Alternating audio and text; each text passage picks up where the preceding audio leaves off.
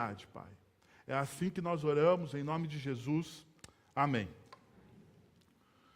Muito bem, meus irmãos, Apocalipse, capítulo de número 13. Apocalipse, capítulo de número 13. Vi uma besta que saía do mar. Tinha 10 chifres e 7 cabeças, com 10 coroas. Uma sobre cada chifre, e cada cabeça um nome de blasfêmia. A besta que vi era semelhante a um leopardo, mas tinha pés como os de urso e boca como de leão. O dragão deu à besta o seu poder, o seu trono e grande autoridade. Uma das cabeças da besta parecia ter sofrido um ferimento mortal, mas o ferimento mortal foi curado. Todo mundo ficou maravilhado e seguiu a besta. Adoraram o dragão que tinha dado autoridade à besta e também adoraram a besta dizendo: quem é como a besta? Quem pode guerrear contra ela? A besta foi dada uma boca para falar palavras arrogantes e blasfemas. E lhe foi dada autoridade para agir durante 42 meses. Ela abriu a boca para blasfemar contra Deus e amaldiçoar o seu nome e o seu tabernáculo, e os que habitam nos céus. Foi-lhe dado poder para guerrear contra os santos e vencê-los. Foi-lhe dado autoridade sobre toda tribo, povo, língua e nação. Todos os habitantes da terra adorarão a besta. A saber, todos aqueles que não tiveram seus nomes escritos no livro da vida do Cordeiro, que foi morto desde a criação do mundo. Aquele que tem ouvidos, ouça.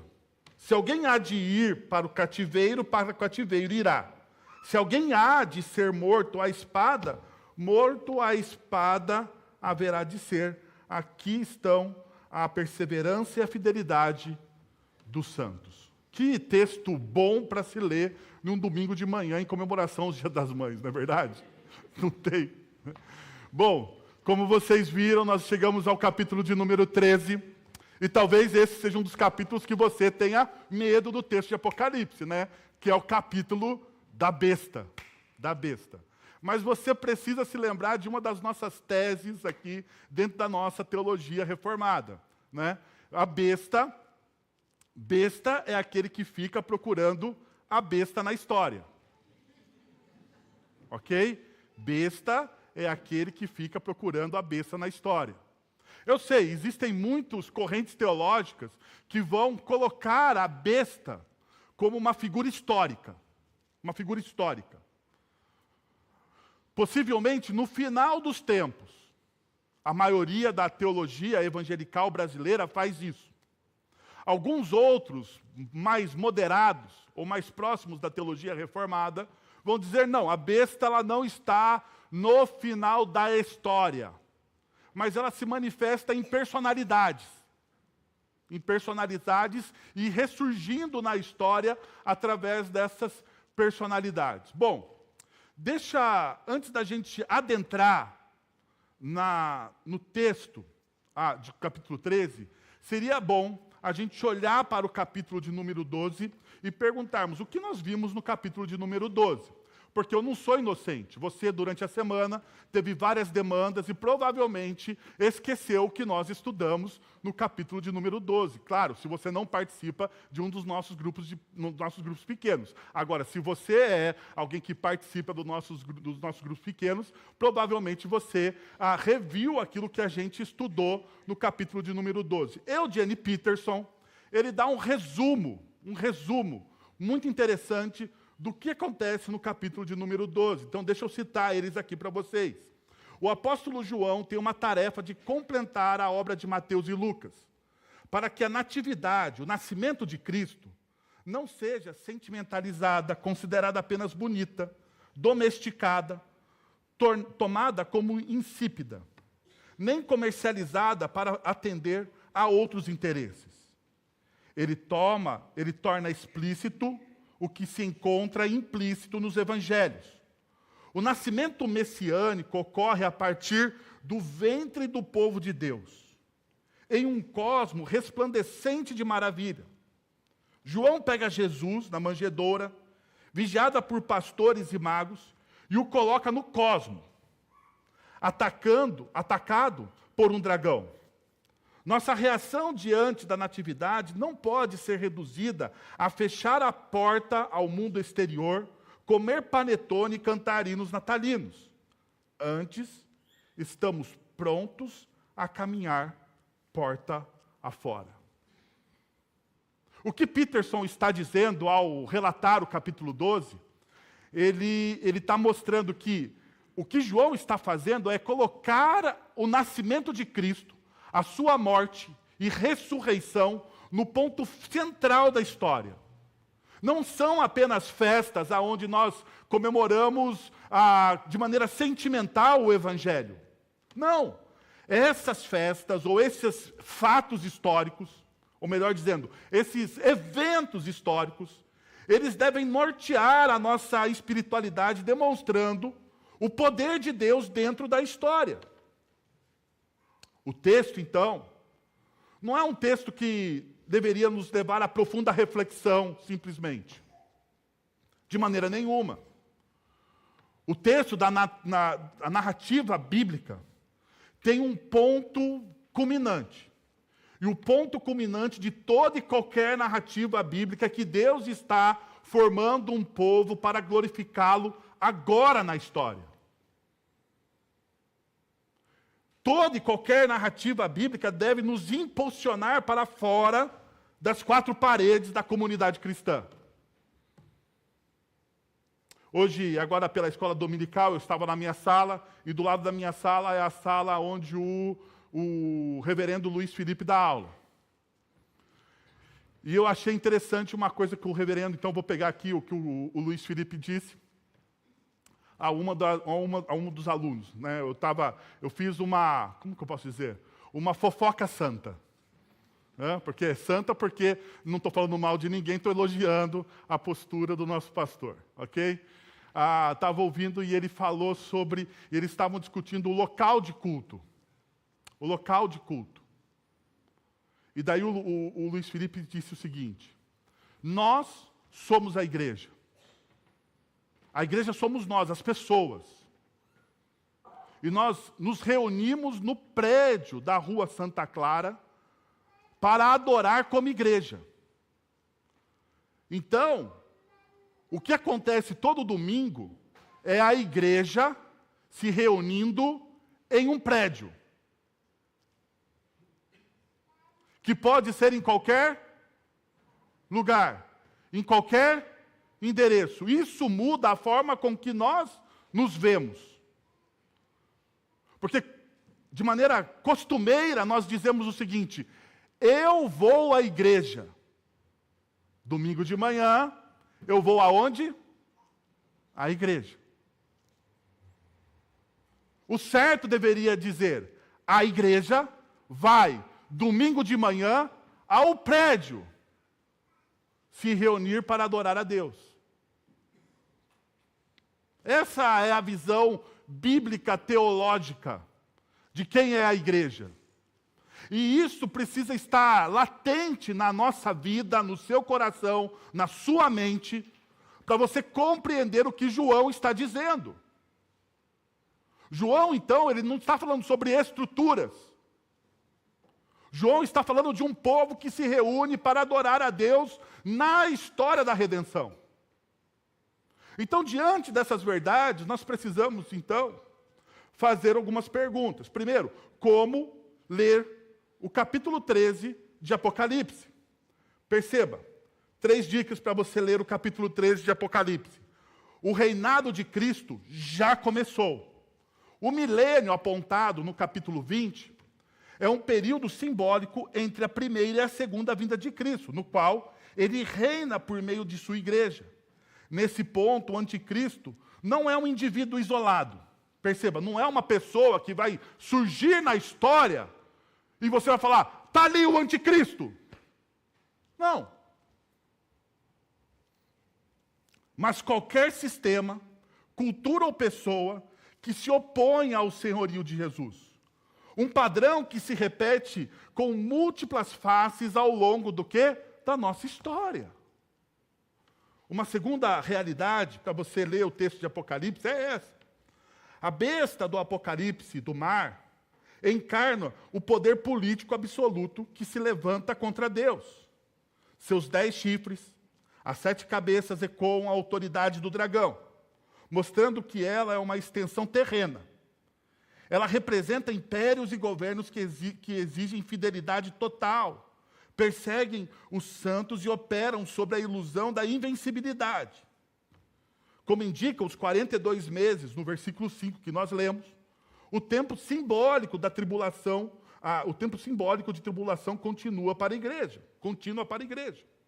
Ainda, a última dica.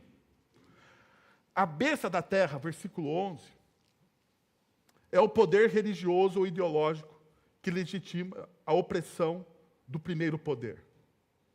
Seus 2 chifres, como os do cordeiro, uma voz de dragão revelam sua natureza enganosa. Ela realiza sinais, imita milagres e conduz ao culto a primeira besta. O número 666, longe de ser um código místico, simboliza imperfeição levada ao extremo. Hoje, pela manhã e à noite, nós vamos estudar o capítulo de número 13.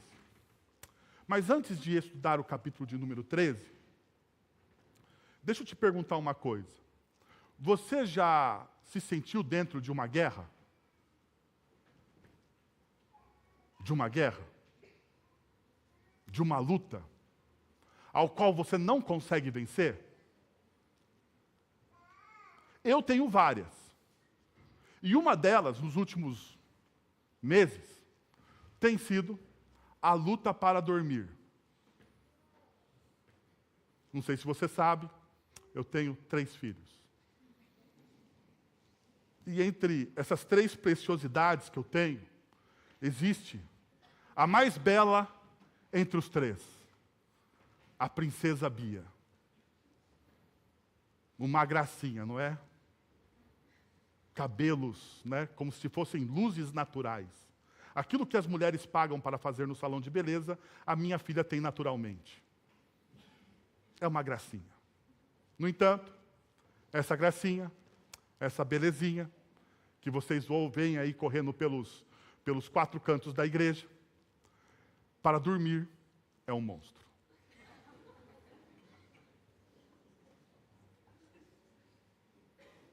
É um monstro. Ela, primeiro, demora para dormir.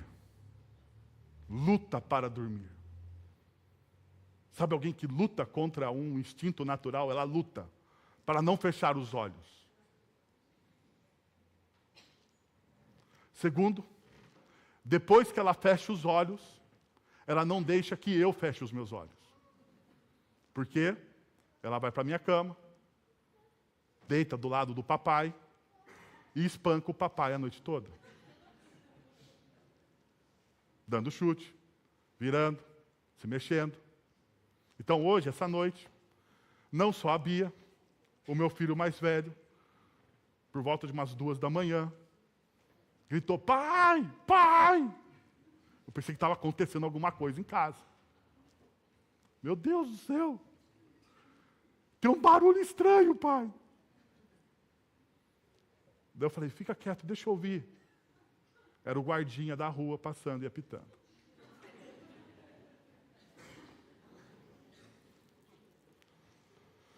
Não dormi desde as 2 da manhã. Estamos nós aqui numa batalha em qual nós não conseguimos, muitas vezes, como pai, vencê-la.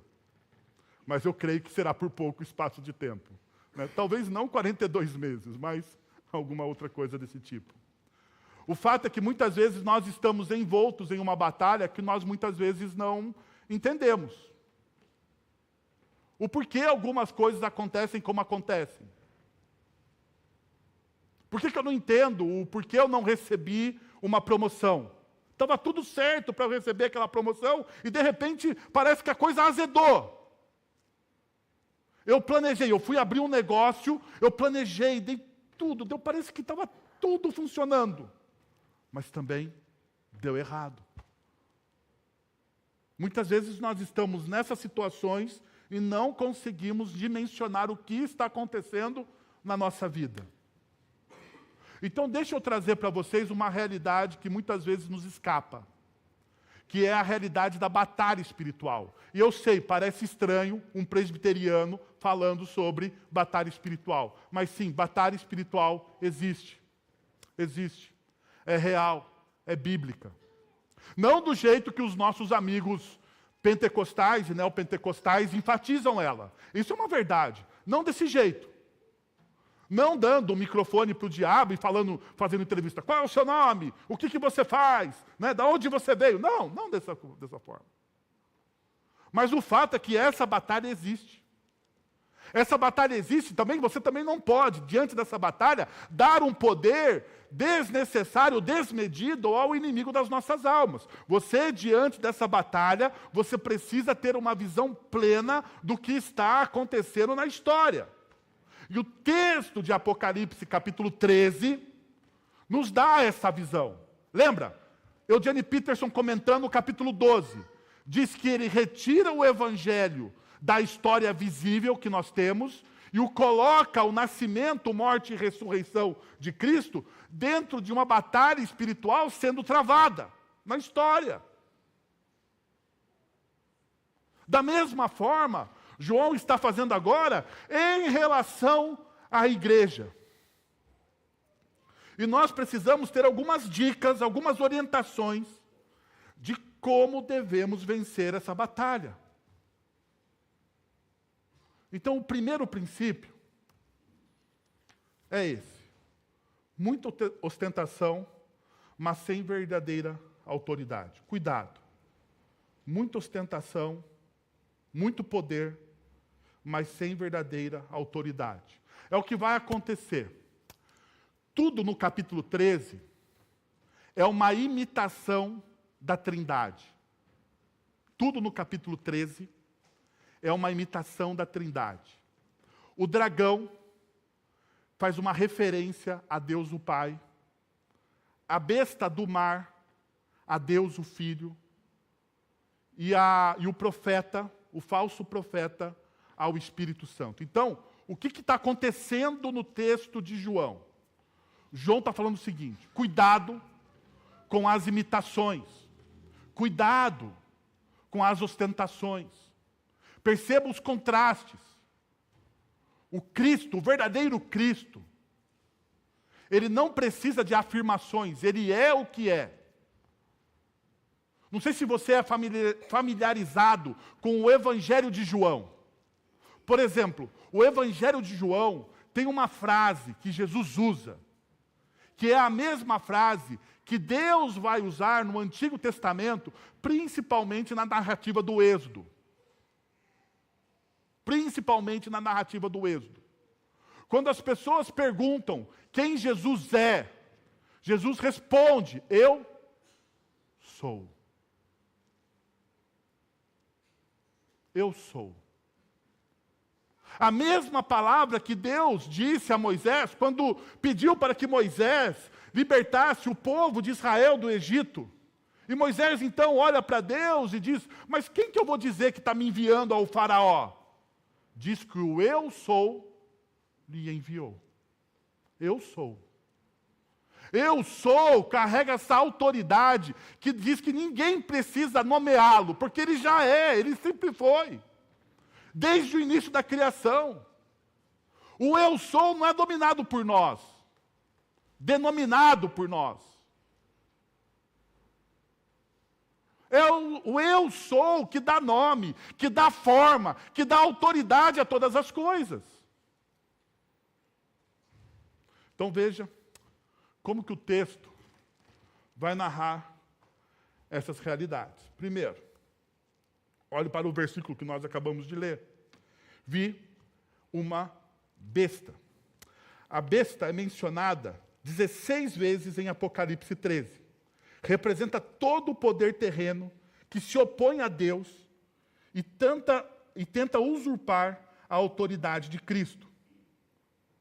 Essa besta, ela tenta sempre se opor a Deus. Então perceba essa realidade. Por trás de toda tirania, ideologia ou sistema que exige lealdade absoluta, há uma batalha espiritual contra o senhorio de Cristo. E aqui está o primeiro ponto para você. A nossa lealdade, a nossa devoção, não é a instituições humanas, não é a homens. A nossa lealdade, a nossa devoção, o nosso amor, a nossa submissão é ao Cristo, é a Jesus. É a Jesus. Por isso que num dia, se você ouvir no púlpito dessa igreja, de que você deve lealdade aos pastores, você deve lealdade cega aos pastores, fuja deste lugar. Fuja. Se você tem a experiência religiosa, da onde existe, e aqui no Brasil, né, a gente tem esse negócio, eu nunca vi, mas tem no Brasil, eu nunca passei por isso, na verdade. Eu já vi, mas nunca passei por isso. Existe um negócio chamado, não sei se vocês conhecem, mas me informaram, cobertura espiritual. Cobertura espiritual. O líder dá cobertura espiritual aos seus liderados. Daí você briga com o líder vai lá e retira de você o quê? A bênção. Retira a cobertura espiritual. Então agora você está descoberto. Brigou com o líder. Então se você já sabe, brigou com o pastor, descoberto. Descoberto, vai dar ruim na sua vida. Saiu dessa igreja, foi para outra, vai dar ruim. Vai dar ruim. Porque você está sem a nossa cobertura espiritual.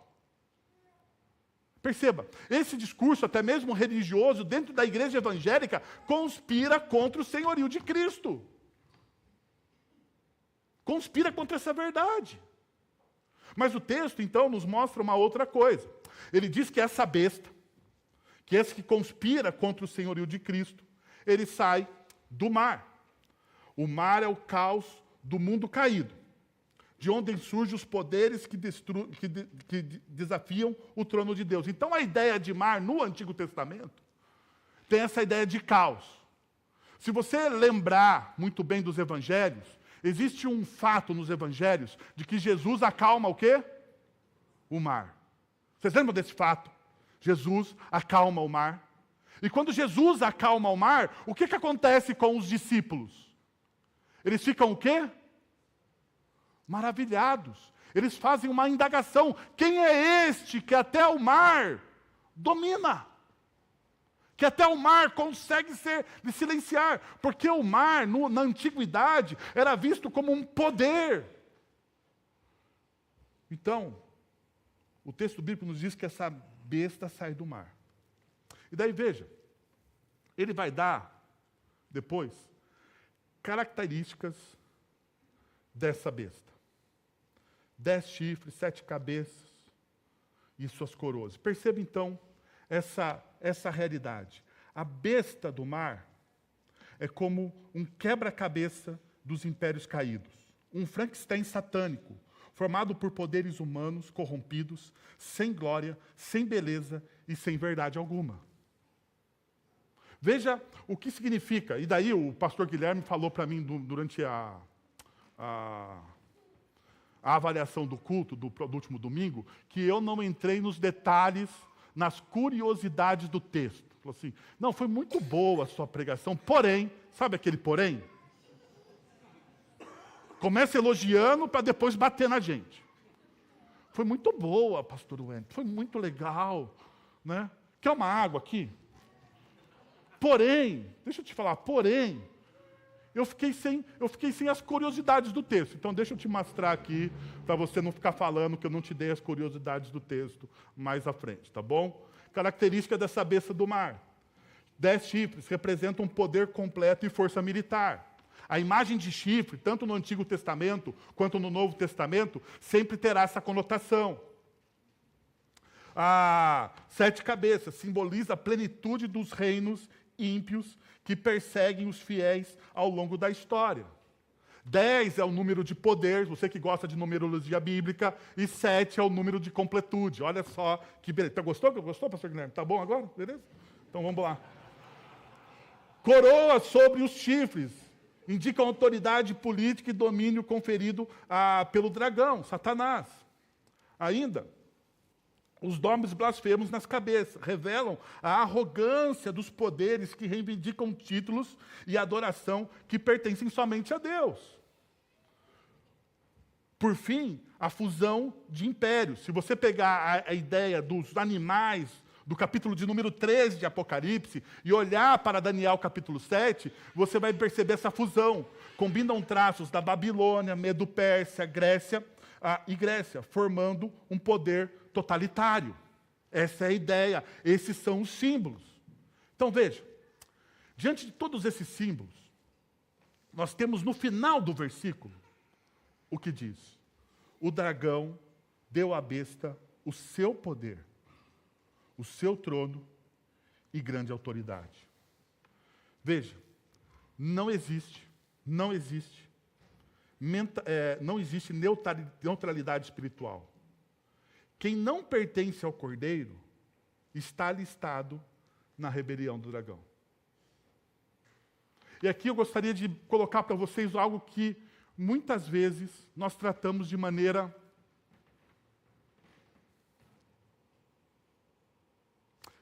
pueril dentro da igreja. Ou por medo, ou por causa do politicamente correto. Existem dois tipos de pessoa neste mundo.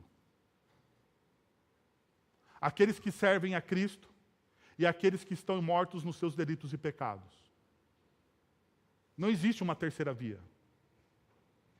Não existe uma terceira via. Eu sei, você e eu temos amigos, irmãos, pessoas queridas, que nós amamos no nosso coração, mas que ainda não se renderam ao senhorio de Cristo Jesus. Existem dois tipos de pessoas neste mundo. E perceba, não sou eu, porque eu vou falar sinceramente, tem doutrinas bíblicas que, se fosse possível, eu mudaria. Porque elas são desconfortáveis até mesmo para quem estuda as Sagradas Escrituras. Mas eu não posso fazer absolutamente nada, porque não fui eu que coloquei isso lá. Foi a sabedoria de Deus, o conselho de Deus, o poder de Deus que colocou isso lá. Eu gostaria de ter uma terceira via, mas não existe. Existem duas pessoas relacionadas nas Sagradas Escrituras. Aqueles que servem a Cristo, aqueles que se renderam, que foram transportados dos reinos das trevas para o reino do Filho do seu amor, e aqueles que estão mortos nos seus delitos e pecados. Existem dois tipos de pessoas: aqueles que servem a Cristo e aqueles que estão sobre o inimigo, aqueles que estão sobre o império de Satanás. E não há outra possibilidade bíblica, teológica para isso. É desconfortável? É. Mas eu não posso vir aqui, diante de vocês, e mentir sobre essa realidade. Então, o texto de Apocalipse nos posiciona com relação ao que nós estamos vivendo.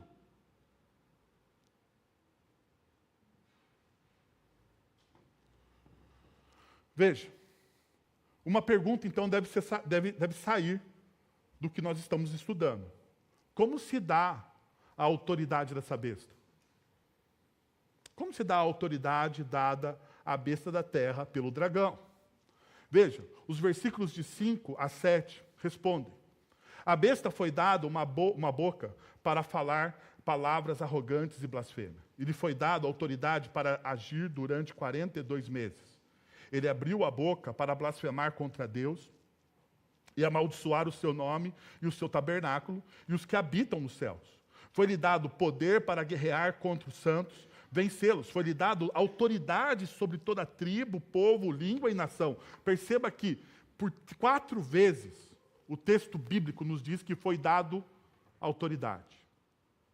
4 características, 4 formas da atuação da besta. Primeiro, autoridade para seduzir, por meio de palavras que agradam os ouvidos, mas distorcem e rebaixam quem Deus é.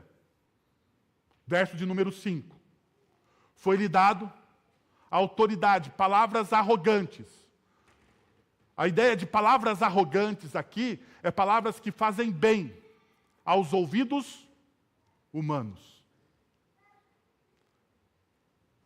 As Sagradas Escrituras diz que nos últimos dias, os homens e mulheres procurarão mestres que façam o quê? Que falem aos seus próprios ouvidos.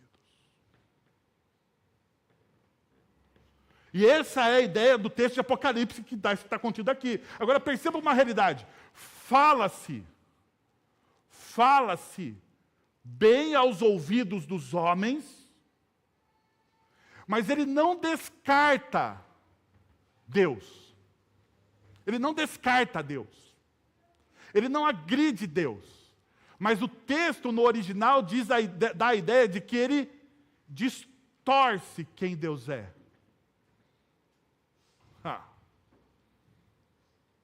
Aqui está o grande X. Por quê? Porque perceba, ele vem para nos enganar. Então ele não vai dizer que Deus não existe, mas ele vai distorcer a natureza de Deus. Vai distorcer a natureza de Deus. Vai pregar a você um Deus que é palatável aos seus ouvidos, ao seu coração. Vai distorcer quem Deus é. Vai olhar para você e vai dizer, não, esse Deus do Antigo Testamento, como muitos teólogos dizem hoje em dia, esse Deus do Antigo Testamento é um Deus sanguinário, ele não existe, ele é mitologia. Simplesmente para que ele seja palatável aos nossos ouvidos. A besta recebeu autoridade sobre todos os sistemas políticos, culturas moldadas pelo pecado. Perceba essa realidade. A besta não aparece apenas em governos tirânicos e regimes autoritários. Ela se esconde também nas ideologias democráticas, nos valores de consumo, nos discursos de liberdade que rejeitam qualquer verdade absoluta. Apocalipse está nos dizendo que a influência do mal não se limita a um tipo de sistema. Ela permeia toda a estrutura humana quando esta se afasta de Deus. Isso é o que Paulo chama de os poderes e principados deste mundo. O ponto é que quando qualquer cultura ou sistema político se torna absoluto, quando exige lealdade suprema, quando define o bem e o mal sem referência ao Criador, ele se torna uma ferramenta da besta. Isso significa que cristãos nunca se alinham cegamente a nenhum sistema. A nenhum sistema. A nenhum sistema. Nenhum sistema político condiz com a verdade e realidade do reino de Deus. Nenhum. Nenhum sistema político que promete redenção na história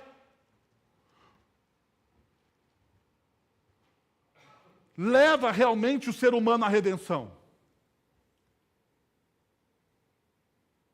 Redenção na história, o céu na terra, só pode ser vivido à luz da palavra de Deus e daquilo que Cristo fez por nós na cruz do Calvário.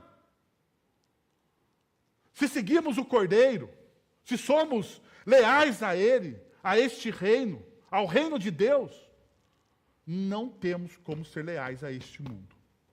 Não devemos assinar cegamente, não devemos dizer que um ser humano é a salvação do nosso país. Que esse é o ungido de Deus. Porque isso, meus irmãos e minhas irmãs, não existe. Não existe. Não adianta o pastorzinho famoso da internet orar por ele. Porque ele não é o ungido de Deus. Porque a ideia de um governante ungido por Deus caiu na nova aliança em Cristo Jesus, porque Cristo Jesus é o grande rei.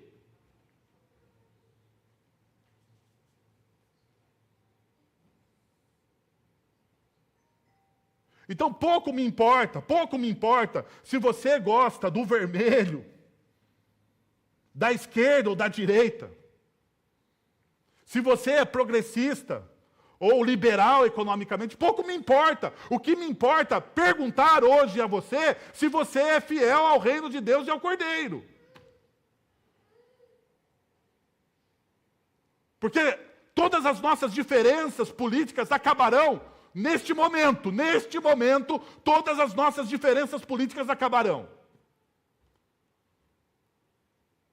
Porque o que nos une não são visões humanas.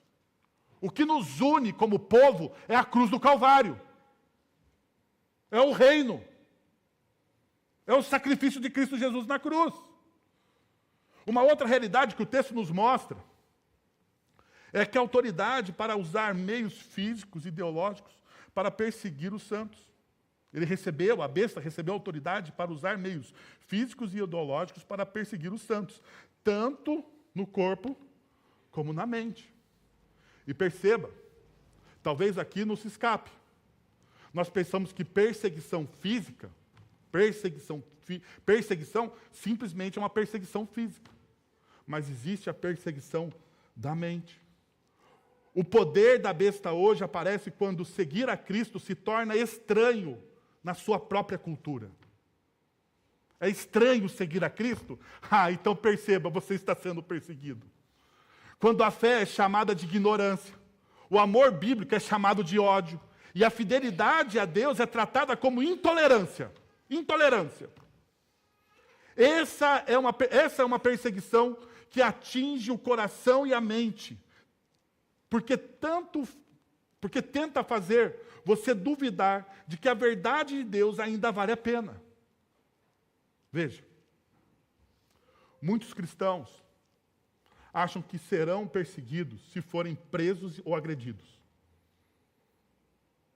Mas hoje a perseguição pode vir com uma promoção negada, um relacionamento rompido, ou uma pressão constante para esconder a sua fé, para esconder o que você crê. O Evangelho nos diz que Jesus foi ferido no corpo e na alma, rejeitado por homens e abandonados por Deus, para que mesmo perseguidos, nunca sejamos separados do amor de Deus. Ele venceu para que pudéssemos resistir a essa realidade. Por fim, o texto bíblico nos mostra uma quarta forma da besta atuar nos nossos tempos. A autoridade ilimitada no tempo e no alcance. Ela opera dentro dos limites estabelecidos por Deus. Ou seja, apesar de João trazer mensagens duríssimas à igreja, ele mostra que essa ação de Satanás, ela não é constantemente. E ela não será eterna. Mas ela está dentro dos limites de Deus. Veja, existe um segundo ponto importante que a gente precisa ter atenção. Cuidado com as imitações. Nem tudo que parece Cristo é Cristo. O texto bíblico vai nos dizer. Uma das cabeças da besta parecia ter sofrido um ferimento mortal, mas o ferimento mortal foi o quê? Curado. Lembra de alguma coisa isso aqui para vocês?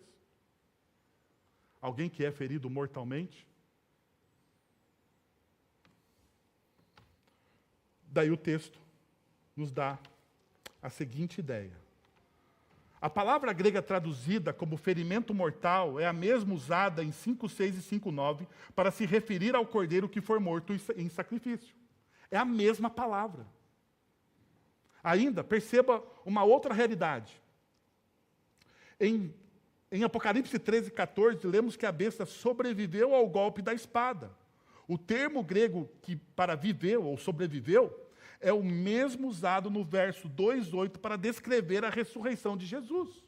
O que nós temos aqui é uma falsa morte e uma falsa o quê? Ressurreição. Uma imitação satânica na obra redentora de Cristo. Representa a capacidade contínua dos sistemas mundanos, inspirados por Satanás, de se reinventar e ressurgirem com força sedutora e opressora. A besta simboliza o poder político corrompido em todas as eras. Desde Roma até hoje. Desde Roma até hoje. Mas a pergunta que deve ser feita é: qual é o efeito disso? O que a besta espera disso? Agora veja. A besta espera uma única coisa. O quê? Adoração. Veja. Adoraram o dragão, por consequência, adoraram a besta.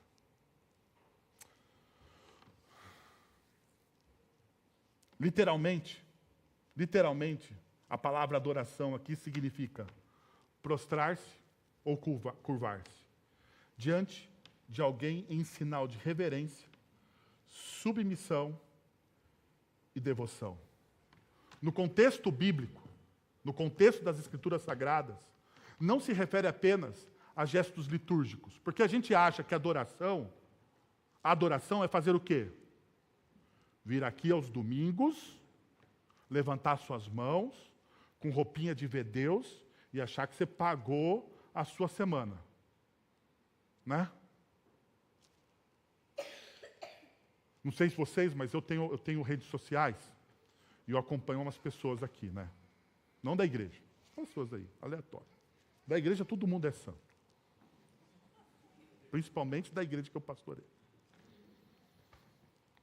Daí eu vejo lá, o cara vai para a academia, né? Não sei se faz de verdade, porque eu não estou em loco, mas eu acredito naquilo que as pessoas me falam. A pessoa vai na academia, passa aquele sprayzinho assim, sabe, aquele puff de água, né? Bate uma foto, está pago. Está pago. Não sei se treinou, mas está pago. A minha impressão, às vezes, é que nós achamos que a igreja é como academia. Ou que a adoração é como academia. Você vai, você faz e está pago. É um departamento da sua vida, como academia. Durante o seu dia você tem o quê? Muitas atividades. Você não fica a sua vida na academia. Não sei se você for um profissional da área de educação física. Mas você não fica a sua vida na academia. Você gasta ali 1, 2 e os mais corajosos 3 horas. O fato é que você é um departamento, não é a sua vida. E nós tratamos a adoração como parte desse departamento. Nós fazemos a adoração e depois nós nos desvinculamos. Mas essa não é a realidade das Sagradas Escrituras. Não é a realidade. Porque a adoração não é ato litúrgico. Mas a adoração é uma entrega leal do seu coração, uma entrega profunda, leal do seu coração a Deus. É uma expressão de total rendição a Ele. Adoração é isso. Adoração é você demonstrar que Cristo governa a sua vida. Perceba essa realidade. Todo mundo adora algo, mesmo que nunca entre em um templo. A questão não é se você adora, mas quem ou o que tem o seu coração. Porque aquilo que você adora domina o quê? O seu coração. Aquilo que você adora domina o seu coração. Aquilo que é mais importante para você domina o seu coração. Tem poder sobre você. Determina os seus sonhos. A adoração não é apenas levantar as mãos num culto. Não é, nunca será, nunca será. É redução, é diminuição. É quase que uma blasfêmia dizer que a adoração é levantar as mãos num culto. Ou reduzir ela a isso. É aquilo que você se curva, é aquilo a quem você se curva quando você está sozinho. É isso. É aquilo que define os seus medos mais profundos, os seus sonhos mais altos, Pode ser o sucesso, o amor romântico, a estabilidade financeira ou o reconhecimento. Qualquer coisa que tirada de você faria você perder o sentido da sua vida. Isso é adoração. Aquilo que retira-se da sua vida e você se sente sem chão é aquilo que você adora. Adorar a besta é consagrar a ela a nossa confiança, a nossa identidade, a nossa decisão, as nossas decisões. Mas o Evangelho nos liberta disso. Somente Cristo deve ser adorado. O que o texto está perguntando aqui é muito sério. Para mim e para você.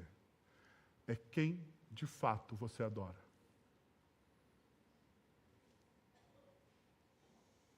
Retira a religiosidade. Não é o que você está fazendo aqui, não. Não é o que você está fazendo aqui, não.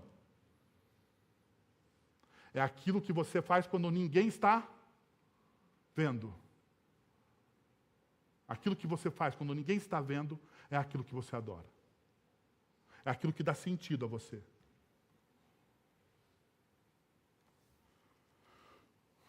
Terceiro. Para seguir a verdade, existe o quê? Um preço. E o texto termina falando sobre isso. O preço de seguir a verdade. Vivemos em um tempo em que o nosso coração facilmente se esgota. Precisamos de perseverança para seguir a verdade. Agora, perceba o que o texto vai dizer aqui, que é uma coisa que a gente não gosta muito. Aquele que tem ouvidos ouça, se alguém há de ir para o cativeiro irá. Se alguém há de ser morto à espada haverá de ser. Daí no final está ali, ó. Aqui estão a perseverança e a fidelidade dos santos. A nova linguagem na tradução, a nova tradução na linguagem de hoje, diz o seguinte: isso exige que o povo de Deus aguente firme o sofrimento com paciência e seja fiel.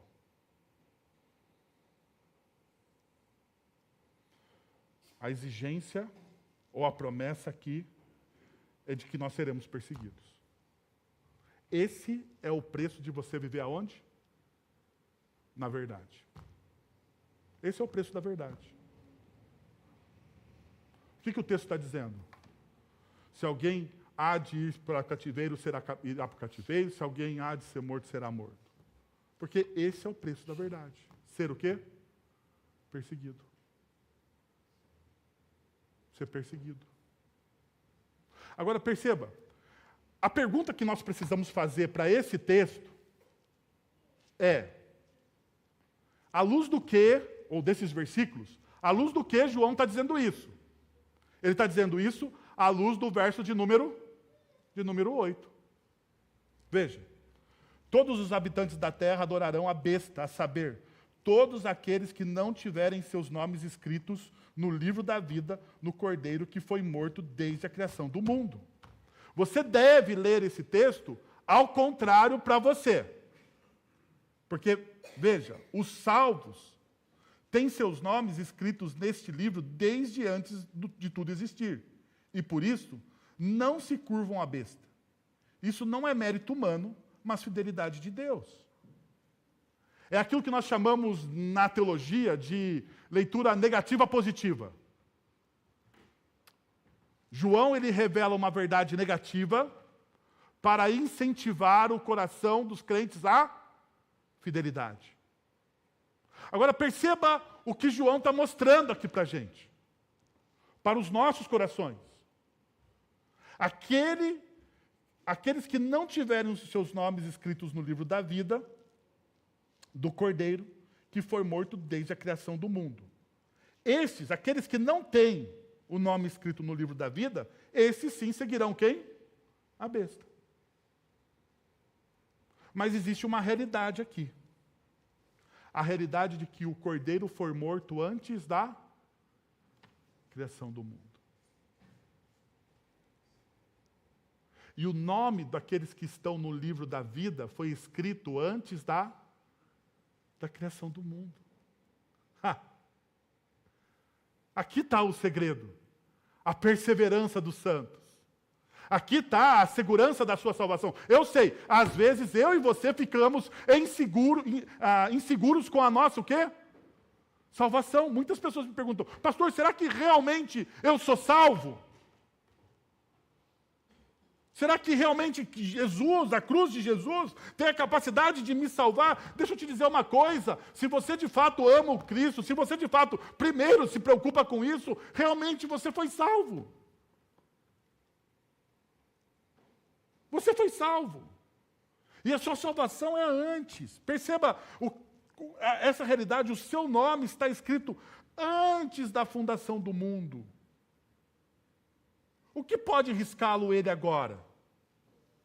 Se o Cordeiro for morto por você antes de tudo começar, que acusação pode separar dele no fim? O apóstolo Paulo pergunta aos romanos, quem pode me separar do amor de Cristo? Quem pode me separar do amor de Cristo? Fome, tribulação, angústia ou perseguição, espada ou nudez? Paulo vai chegar à conclusão de que absolutamente nada nessa vida pode me separar do amor de Cristo Jesus.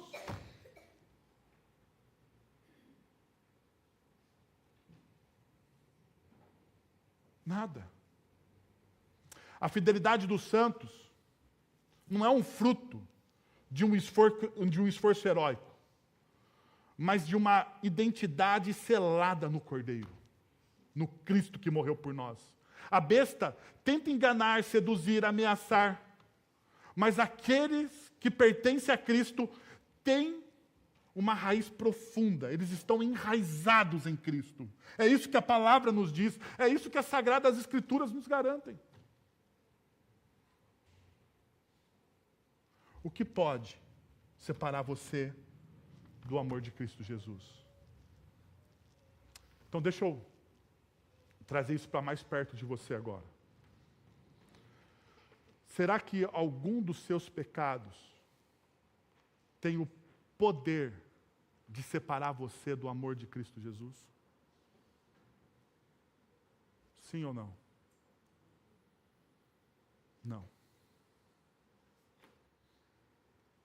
O seu pecado não é maior do que a cruz do Calvário. O seu pecado, o seu erro, por mais grotesco que possa ter sido, por mais que você olhe para aquilo e você tenha asco, nojo daquilo que você fez, deixa eu te dizer uma coisa, não pode lhe separar do amor de Deus em Cristo Jesus. Uma vez selado pelo amor de Deus em Cristo Jesus, pela cruz do Calvário e pelo sangue de Cristo, você selado está. Não há outra possibilidade. Deixa eu terminar te dizendo então duas verdades aqui. Primeiro, cristãos não são chamados a vencer o mundo com força, mas resisti-lo com fidelidade. Porque o poder da besta é temporário, mas o reino do Cordeiro é eterno. Você não é chamado a ficar brigando com as pessoas. Não é chamado a impor o reino pelo poder. Você é chamado a servir, a amar, a demonstrar graça às pessoas. Esse é o seu chamado. Qual é o seu chamado? O seu chamado é pregar. O seu chamado é amar. O seu chamado é servir. O seu chamado é demonstrar graça às pessoas. Por fim, quando tudo parecer fora de controle, lembre-se, até o mal serve aos propósitos de Deus. Então, podemos descansar mesmo em meio à perseguição. O relógio da besta já está marcando o fim. Que tal você fechar os seus olhos, curvar a sua fronte e orar ao Senhor?